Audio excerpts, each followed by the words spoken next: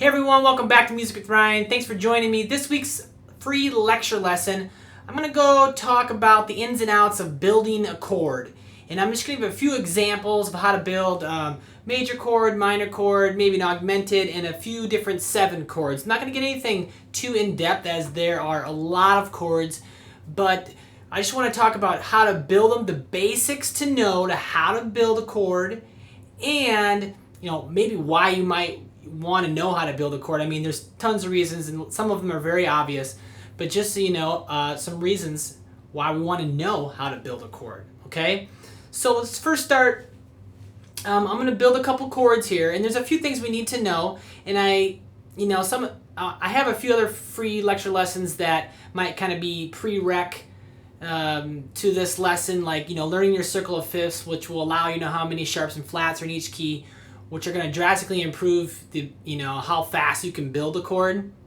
So I will say that it's kind of helpful to know how many sharps and flats there are when you're building chords, whatever key you're in, because that's just something you need to know. And I have a lesson about that at my website. So, but I'm going to kind of move on past that. I kind of assume maybe you know some of that stuff, or maybe not, but we're going to move on anyway. So build a major chord, you need to know a couple things. And most chords, we need 3 notes. We need 3 notes to build a chord. And so we'll start in the key of C. Say we're going to build a C major chord, okay? We need 3 notes to build a major chord. So, or 3 notes to build a chord. 3 notes for a chord, okay? And say we'll build a major chord. Just a plain old major chord. Now we're going to do the key of C, so C chord, and we need to know what the 1, the 3, and the 5 is in the key of C. Okay, so now I have those memorized. I know all my major triads. This is a triad. Major chord equals triad. Okay, triads. You gotta know your triads. C chord. The 1 is C. The 3 is E, and the 5 is G. Okay, C, D, E, F, G, and you can always just count up. Now, when there's sharps and flats involved, it'll kind of get you a little bit, but you can just use the musical alphabet and make sure you know the 1, the 3, and the 5. Start on the 1, count C, D, E, F, G. Okay, that's a major chord right there. C, E, G. Now, to kind of put it in perspective on guitar,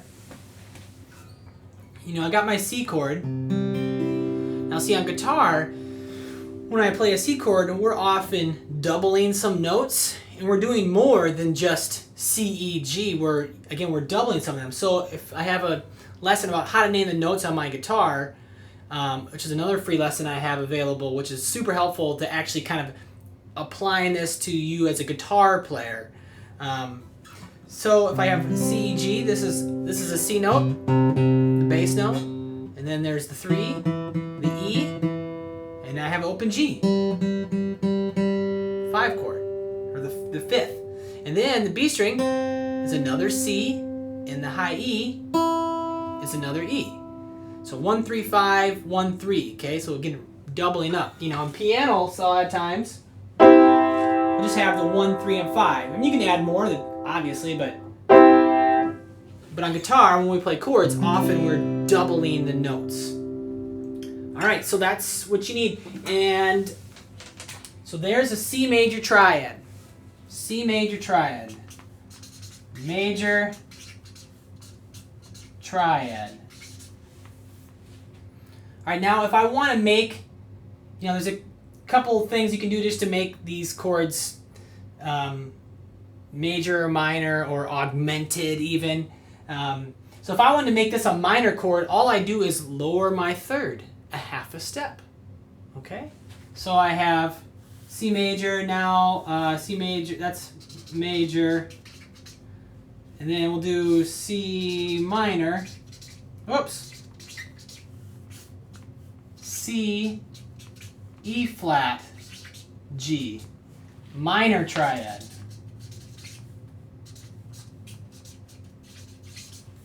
Okay? C, E flat, G. I lowered it a half a step. Okay, so if I have a minor triad and I want to make it a major, I raise the third a half a step back to E. Okay, so there's how to build major and minor for C. So now let's just do G chord once. Let's do G major. G major chord. So I need to know the 1, the 3, and the 5. What's the 1, the 3, and the 5? Okay, well, G, A, B. So G is the 1, B, D. D is the 5. G, A, B, C, D. There's my major chord, my major triad, however you want to think about it. 3 notes, triad. If I want to make it minor, I lower the third a half step. G minor. Now it's hard to do G minor, like a G minor in first position here, but if I get to my bar chords, so I have G major, if I have my second finger on my bar chord and then I lower it, G minor. Okay? Maybe I want to make it a 7 chord. Well, there's a couple different 7s and people often get confused. There's a more technical term would be a major 7 and then a major minor 7. I like to refer to them as MAJ7. You might see that abbreviation, the major 7, the true major, MAJ7. Or just like when you see just G7 by itself, that's the dominant 7. That's a little more bluesy. So the G, I want to do a 7, and I add F sharp is the real 7th, okay? There's 1 sharp in G and it's F. Okay, I gotta play it like that, or I can do it like this. Okay, that's the major 7, or the MAJ7. It has a little jazz feel, like really open sounding. Now if I wanted to get rid of that and flatten, they say flatten the 7, then I get that dominant 7 sound. Maybe you're more familiar with that.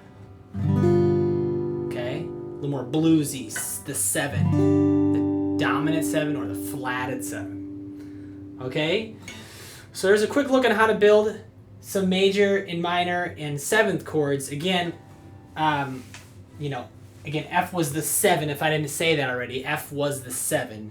G, A, B, C, D, E, F. It happens to be F sharp, and then you can manipulate it a little bit.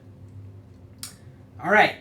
So again, major chords and minor chords, the 1, the 3, and the 5. Okay. Real quick, one with sharps. A. How about A? So you count up, you'd say A, B, C, D, E. Well, that's true. A major is A, but the C is sharped. Because there's 3 sharps in the key of A. Okay? So again, we have our 1, I should write this here, scale degrees. Okay, 1, 3, and 5 scale degrees. Okay, if I want to make it a minor, I lower it. Well, let's just do major. So A, E, and then A again, C sharp, high E. So we double up the A and the E. Make it a minor, I lower that C sharp a half step. A, E, A, C, E. So it's really helpful to know the names of your notes on guitar as well. So kind of takes a lot to get there, but once you get there, it's super powerful. So why would I want to know? Well, I mean, there's some obvious reasons why you would want to know how to build chords. I mean, if you're playing leads and if you're harmonizing, singing, you need to know how to build a chord in order to correctly, well, play a solo or harmonize with the correct note. So melodies melodies often start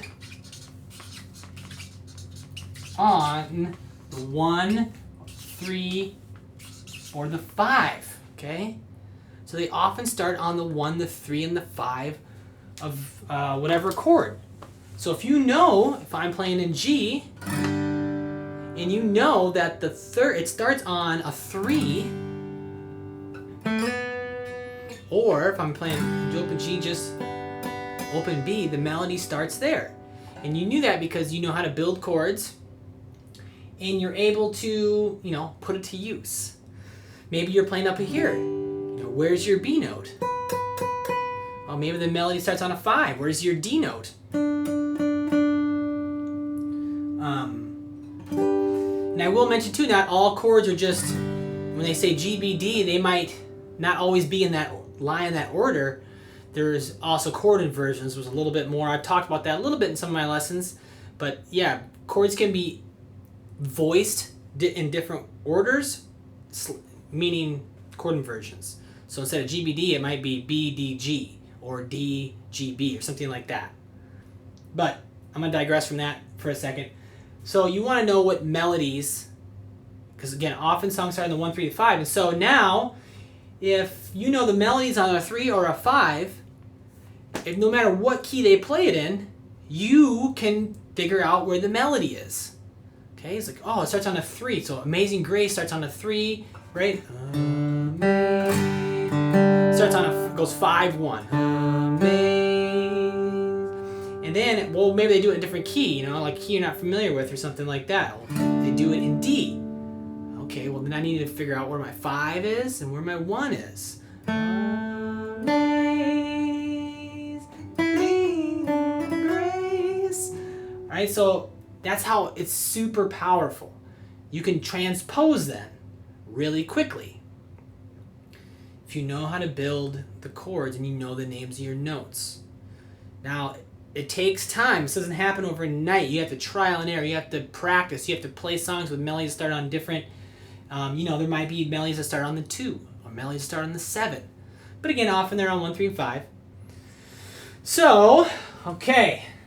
I like to keep these lessons around 10, 15 minutes here. So we'll wrap up. But I want you to think about your favorite songs. I want you to think about what melodies they, you know, what note the melody starts on. Another good thing is just take your chord, play your open chords, and dissect them. Can you name the notes inside your chords? That'll be a big help. And then when you start to learn other positions, you can name those chords, and then you have different places to start to play the melody. Okay? But it kind of starts with, again, knowing how to build, knowing how to name your notes, and again, you need to know how many sharps and flats are in each key as well. Those things take time. All right, so let me know what you think. Make a comment down below. Members, make a comment on the lesson page, or if you watch on YouTube, yeah, make a comment below. Let me know if you have questions, if I explained everything clearly. I don't like to do too much editing in these free lessons. I like to just let it all out and go on the fly a little bit. You know, I plan out the lesson, but so if you have questions, I didn't cover something's unclear, leave a comment and I'll be sure to reply to it or make another video in response to it. So, all right, thanks for watching.